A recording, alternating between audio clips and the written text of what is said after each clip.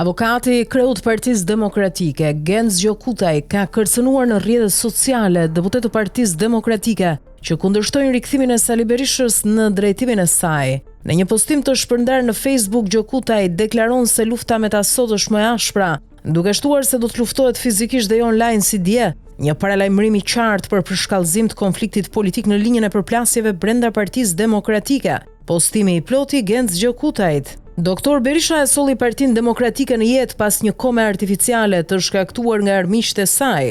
Sot armiqtë e dikurshëm të PD-s të penduar, por të paguar dje dhe sot nga Rama & Co, po përgatiten të riazgjësojnë PD-n dhe Berishën.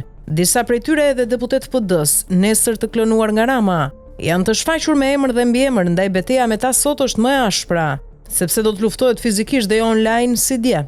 Nuk mund të largojmë shpëtimtarin ton, por atentatorët ndaj tij, qofshin burra, gra, gay apo lesbike, lufta është e shpallur, bujrum g, përfundon Gjokutaj.